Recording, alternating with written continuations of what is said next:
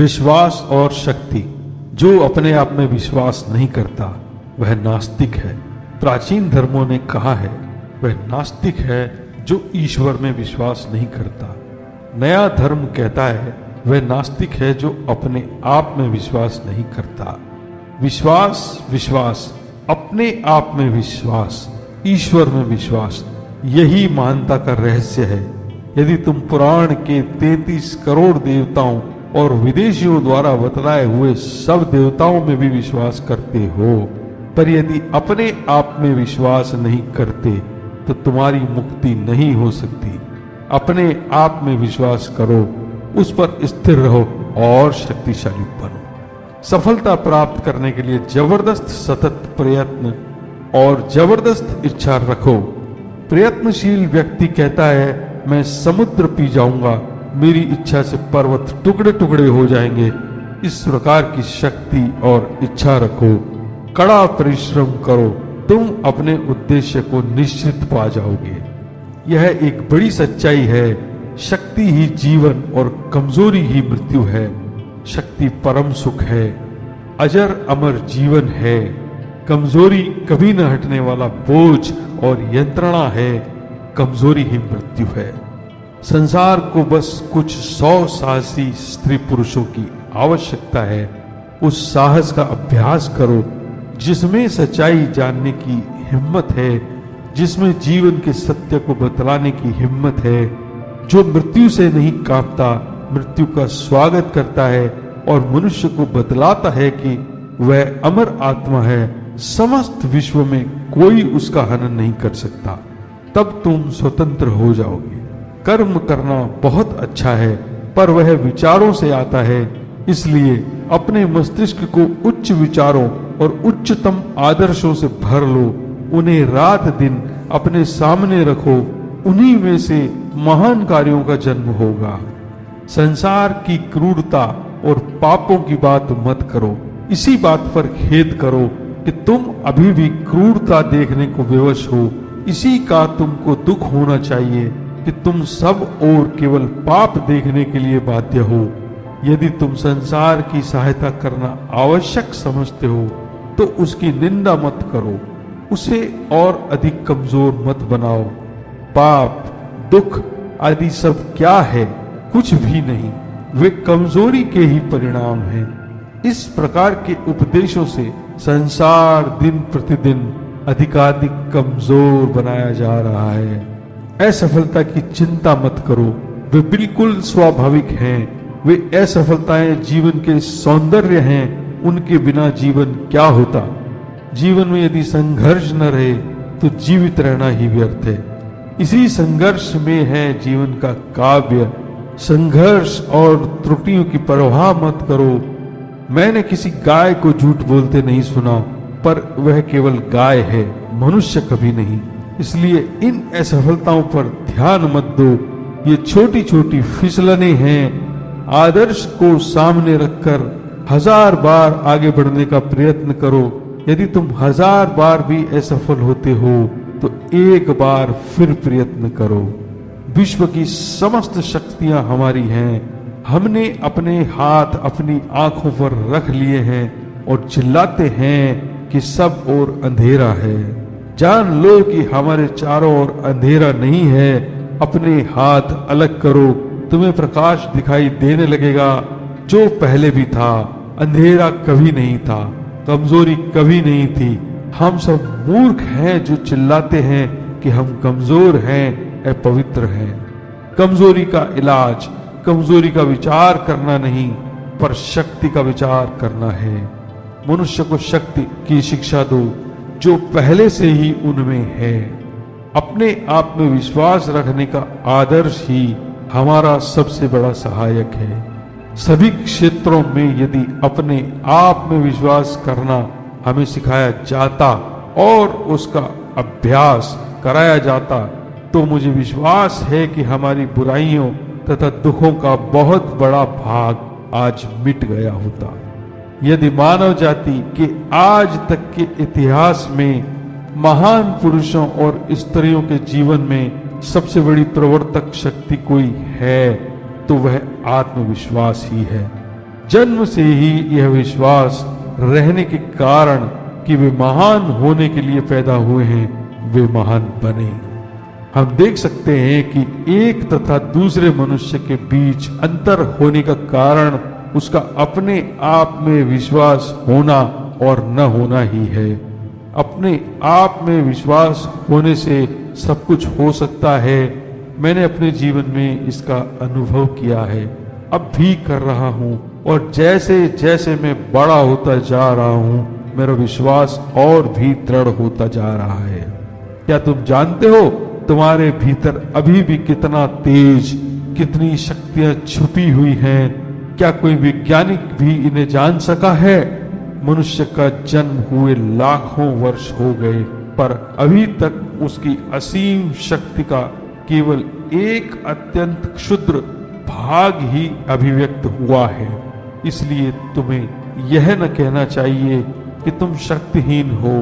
तुम क्या जानो कि ऊपर दिखाई देने वाले पतन की ओट में शक्ति की कितनी संभावनाएं हैं। जो शक्ति तुम में है उसके बहुत ही कम भाग को तुम जानते हो। तुम्हारे पीछे अनंत शक्ति और शांति का सागर है। संसार को यदि किसी एक धर्म की शिक्षा देनी चाहिए तो वह है निर्भीकता। यह सत्य है कि इस ऐहिक जगत में अथवा आध्यात्मिक जगत में भय ही पतन तथा पाप का कारण है। भय से ही दुख होता है, यही मृत्यु का कारण है तथा इसी के कारण सारी बुराई तथा पाप होता है। सबसे पहले हमारे तरुणों को मजबूत बनना चाहिए। धर्म इसके बाद की वस्तु है। मेरे तरुण मित्रों, शक्तिशाली बनो। तुम गीता के अध्ययन की अपेक्षा फुटबॉल के द्वारा ही स्वर्ग के अधिक समीप पहुंच सकोगे। ये कुछ कड़े शब्द हैं, पर मैं उन्हें कहना चाहता हूं क्योंकि मैं तुम्हें प्यार करता हूं। मैं जानता हूं कि कांटा कहां चुभता है, मुझे इसका कुछ अनुभव है। तुम्हारे स्नायु और मांसपेशियां अधिक मजबूत होने पर तुम गीता अधिक अच्छी तरह से समझ सकोगे। तुम अपने शरीर में शक्तिशाली रक्त प्रवाहित होने पर श्री कृष्ण के तेजस्वी गुणों और उनकी अपार शक्ति को अधिक समझ सकोगे। जब तुम्हारा शरीर मजबूती से तुम्हारे पैरों पर खड़ा रहेगा और तुम अपने को मनुष्य अनुभव करोगे, तब तुम उपनिषद और आत्मा की महानता को अधिक अच्छा समझ सकोगे। इच्छा शक्ति ही सबसे अधिक बलवती है। इसके सामने हर एक वस्तु झुक सकती है क्योंकि वह ईश्वर और स्वयं ईश्वर से ही आती है। पवित्र और दृढ़ इच्छा शक्ति सर्वशक्तिमान है। क्या तुम इसमें विश्वास करते हो? प्रेम और निस्वार्थता। निस्वार्थता अधिक लाभदायक है, किंतु लोगों में उसका अभ्यास करने का धैर्य नहीं है।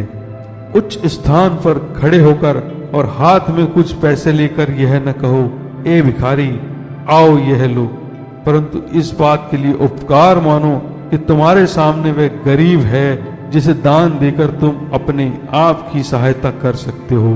पाने वाले का सौभाग्य नहीं, पर वास्तव में देने वाले का सौभाग्य है। उसका आभार मानो कि उसने तुम्हें संसार में अपनी उदारता और दया प्रकट करने का अवसर दिया और इस प्रकार तुम शुद्ध और पूर्ण बन सके। दूसरों की भलाई करने का अनवरत प्रयत्न करते हुए हम अपने आप को भूल जाने का प्रयत्न करते हैं। यह अपने आप को भूल जाना एक ऐसा बड़ा सबक है जिसे हमें अपने जीवन में सीखना है। मनुष्य मूर्खता से यह सोचने लगता है कि वह अपने को सुखी बना सकता है, पर वर्षों के संघर्ष के पश्चात अंत में वह कहीं समझ पाता है कि सच्चा सुख स्वार्थ के नाश में है और उसे अपने आप के अतिरिक्त अन्य कोई सुखी नहीं बना सकता। स्वार्थ ही अनैतिकता और स्वार्थहीनता ही नैतिकता है। स्मरण रखो, पूरा जीवन देने के लिए ही है। प्रकृति देने के लिए तुम्हें विवश करेगी, इसलिए अपनी खुशी से ही दो। तुम संग्रह करने के लिए जीवन धारण करते हो, मुट्ठी बंधे हाथ से तुम बटोरना चाहते हो, पर प्रकृति तुम्हारी गर्दन दबाती है और तुम्हारे हाथ खुल जाते हैं। तुम्हारी इच्छा हो या न हो तुम्हें देना ही पड़ता है। जैसे ही तुम कहते हो मैं नहीं दूंगा, एक घूंसा पड़ता है और तुम्हें चोट लगती है। ऐसा कोई भी नहीं जिसे अंत में सब कुछ त्यागना न पड़े। शुद्ध बनना और दूसरों की भलाई करना ही सब उपासनाओं का सार है। जो गरीबों, निर्बलों और पीड़ितों में शिव को देखता है वही वास्तव में शिव का उपासक है। पर यदि वह केवल मूर्ति में ही शिव को देखता है तो यह उसकी उपासना का आरंभ मात्र है। निस्वार्थता ही धर्म की कसौटी है। जो जितना अधिक निस्वार्थी है वह उतना ही अधिक आध्यात्मिक और शिव के समीप है। और वह यदि स्वार्थी है तो उसने चाहे सभी मंदिरों में दर्शन किए हों, चाहे सभी तीर्थों का भ्रमण किया हो, चाहे वह रंगे हुए चीते के समान हो, फिर भी वह शिव से बहुत दूर है। पहले रोटी और फिर धर्म। सब बेचारे दरिद्री भूखों मर रहे हैं, तब हम उनमें व्यर्थ ही धर्म को ठूंसते हैं। किसी भी मतवाद से भूख की ज्वाला शांत नहीं हो सकती। तुम लाखों सिद्धांतों की चर्चा करो, करोड़ों संप्रदाय खड़े कर लो, पर जब तक तुम्हारे पास संवेदनशील हृदय नहीं है, जब तक तुम उन गरीबों के लिए वेदों की शिक्षा के अनुरूप तड़प नहीं उठते, जब तक उन्हें अपने शरीर का ही अंग नहीं समझते, जब तक वह अनुभव नहीं करते कि तुम और वे, दरिद्र और धनी, संत और पापी, सभी उस एक असीम पूर्ण के, जिसे तुम ब्रह्म कहते हो, अंश हैं, तब तक तुम्हारी धर्म चर्चा व्यर्थ है। दुखियों के दुख का अनुभव करो और उनकी सहायता करने को आगे बढ़ो, भगवान तुम्हें सफलता देंगे। मनुष्य अल्पायु है और संसार की सब वस्तुएं वृथा तथा क्षण भंगुर हैं, पर वे ही जीवित हैं जो दूसरों के लिए जीते हैं। शेष सब तो जीवित की अपेक्षा मृत ही अधिक हैं। मैं उस धर्म और ईश्वर में विश्वास नहीं करता जो विधवा के आंसू पोंछने या अनाथों को रोटी देने में असमर्थ है। तुम्हें ईश्वर को ढूंढने कहाँ जाना है? क्या गरीब, दुखी और निर्बल ईश्वर नहीं है? पहले उन्हीं की पूजा क्यों नहीं करते? तुम गंगा के किनारे खड़े होकर कुआं क्यों खोदते हो? प्रेम की सर्वशक्तिमत्ता पर विश्वास करो। क्या तुम में प्रेम है? तुम सर्वशक्तिमान हो। क्या तुम पूर्णतः निस्वार्थी हो? यदि हाँ तो तुम अजेय हो। चरित्र ही सर्वत्र फलदायक है। जब तक लाखों व्यक्ति भूखे और अज्ञानी हैं, तब तक मैं उस प्रत्येक व्यक्ति को कृतज्ञ समझता हूँ जो उनके बल पर शिक्षित बना, पर आज उनकी ओर ध्यान तक नहीं देता। मैं उन मनुष्यों को हतभाग्य कहता हूँ जो अपने ऐश्वर्य का वृथा गर्व करते हैं और जिन्होंने गरीबों को, पद दलितों को पीस कर धन एकत्र किया है, पर जो उन 20 करोड़ व्यक्तियों के लिए कुछ भी नहीं करते जो भूखे जंगली मनुष्यों की तरह जीवन बिता रहे हैं। भाइयों, हम गरीब हैं, नगण्य हैं, पर ऐसे ही व्यक्ति सदैव परमात्मा के साधन स्वरूप रहे हैं। असत्य की अपेक्षा सत्य अनंत गुना अधिक प्रभावशाली है। इसी प्रकार अच्छाई भी बुराई से, यदि ये गुण तुम में विद्यमान हैं तो उनका प्रभाव आप ही आप प्रकट होगा। हमारा सर्वश्रेष्ठ कार्य तभी होगा, हमारा सर्वश्रेष्ठ प्रभाव तभी पड़ेगा जब हम में अहम भाव लेश मात्र भी न रहेगा। आज संसार के सब धर्म प्राणहीन एवं परिहास की वस्तु हो गए हैं। आज जगत का सच्चा अभाव है चरित्र। संसार को उनकी आवश्यकता है जिनका जीवन उत्कट प्रेम तथा निस्वार्थपरता से पूर्ण है। वह प्रेम प्रत्येक शब्द को वज्रव्रत शक्ति प्रदान करेगा। श्रेष्ठतम जीवन का पूर्ण प्रकाश है आत्म त्याग, न कि आत्माभिमान। जहाँ यथार्थ धर्म है वहीं प्रबलतम आत्म बलिदान है। अपने लिए कुछ मत चाहो, दूसरों के लिए ही सब कुछ करो। यही है ईश्वर में तुम्हारे जीवन की स्थिति, गति तथा प्राप्ति। ईश्वर और धर्म। प्रत्येक जीव ही अव्यक्त ब्रह्म है। बाह्य एवं अंतः प्रकृति दोनों का नियमन कर इस अंतर्निहित ब्रह्म स्वरूप को अभिव्यक्त करना ही जीवन का ध्येय है। कर्म, भक्ति, योग या ज्ञान के द्वारा, इनमें से किसी एक के द्वारा या एक से अधिक के द्वारा या सबके सम्मिलन के द्वारा यह ध्येय प्राप्त कर लो और मुक्त हो जाओ। यही धर्म का सर्वस्व है। मत मतांतर, विधि या अनुष्ठान, ग्रंथ, मंदिर, ये सब गौण हैं। यदि ईश्वर है तो हमें उसे देखना चाहिए। यदि आत्मा है तो हमें उसकी प्रत्यक्ष अनुभूति कर लेनी चाहिए, अन्यथा उन पर विश्वास न करना ही अच्छा है। ढोंगी बनने की अपेक्षा स्पष्ट रूप से नास्तिक बनना अच्छा है। अभ्यास अत्यावश्यक है। तुम प्रतिदिन घंटों बैठकर मेरा उपदेश सुनते रहो, पर यदि तुम उसका अभ्यास नहीं करते तो एक पग भी आगे नहीं बढ़ सकते। यह सब तो अभ्यास पर ही निर्भर है। जब तक हम इन बातों का अनुभव नहीं करते तब तक इन्हें नहीं समझ सकते। हमें इन्हें देखना और अनुभव करना पड़ेगा। सिद्धांतों और उनकी व्याख्याओं को केवल सुनने से कुछ न होगा। एक विचार ले लो, उसी एक विचार के अनुसार अपने जीवन को बनाओ, उसी को सोचो, उसी का स्वप्न देखो और उसी पर अवलंबित रहो।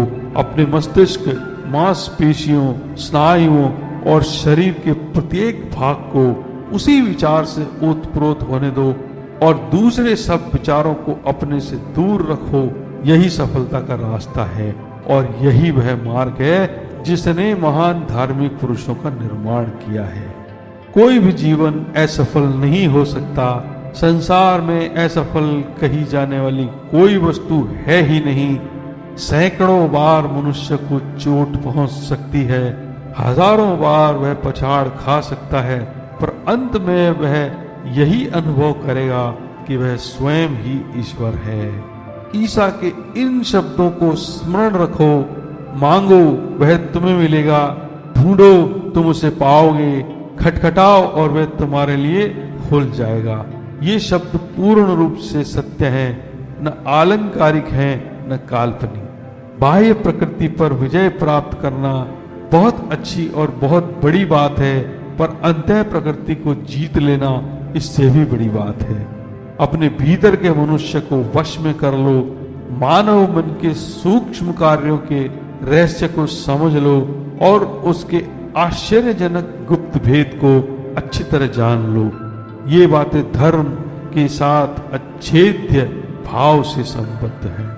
जीवन और मृत्यु में, सुख और दुख में ईश्वर समान रूप से विद्यमान है। समस्त विश्व ईश्वर से पूर्ण है। अपने नेत्र खोलो और उसे देखो। ईश्वर की पूजा करना अंतर्निहित आत्मा की ही उपासना है। धर्म की प्रत्यक्ष अनुभूति हो सकती है। क्या तुम इसके लिए तैयार हो? क्या तुम यह चाहते हो? यदि हाँ, तो तुम उसे अवश्य प्राप्त कर सकते हो और तभी तुम यथार्थ धार्मिक होंगे। जब तक तुम इसका प्रत्यक्ष अनुभव नहीं कर लेते, तुम में और नास्तिकों में कोई अंतर नहीं। नास्तिक ईमानदार है, पर वह मनुष्य को कहता है कि वह धर्म में विश्वास रखता है, पर कभी उसे प्रत्यक्ष करने का प्रयत्न नहीं करता। ईमानदार नहीं है। यह धर्म उसके द्वारा प्राप्त किया जाता है, जिसे हम भारत में योग या एकत्व कहते हैं। यह योग कर्मयोगी के लिए मनुष्य और मनुष्य जाति के एकत्व के रूप में, राजयोगी के लिए जीव तथा ब्रह्म के एकत्व के रूप में, भक्त के लिए प्रेम स्वरूप भगवान तथा उसके स्वयं के एकत्व के रूप में और ज्ञान योगी के लिए बहुत्व में एकत्व के रूप में प्रकट होता है। यही है योग का अर्थ। अब प्रश्न यह है कि क्या वास्तव में धर्म का कोई उपयोग है? हाँ, वह मनुष्य को अमर बना देता है। उसने मनुष्य के निकट उसके यथार्थ स्वरूप को प्रकाशित किया है और वह मनुष्य को ईश्वर बनाएगा। यह है धर्म की उपयोगिता। मानव समाज में धर्म पृथक कर लो तो क्या रह जाएगा? कुछ नहीं, केवल पशुओं का समूह। तुम्हारी सहायता कौन करेगा? तुम स्वयं ही विश्व के सहायता स्वरूप हो। इस विश्व की कौन सी वस्तु तुम्हारी सहायता कर सकती है? अपने स्नायु शक्तिशाली बनाओ। हम लोहे की मांसपेशियां और फौलाद के स्नायु चाहते हैं। हम बहुत रो चुके, अब और अधिक न रो, वरन अपने पैरों पर खड़े हो और मनुष्य बनो।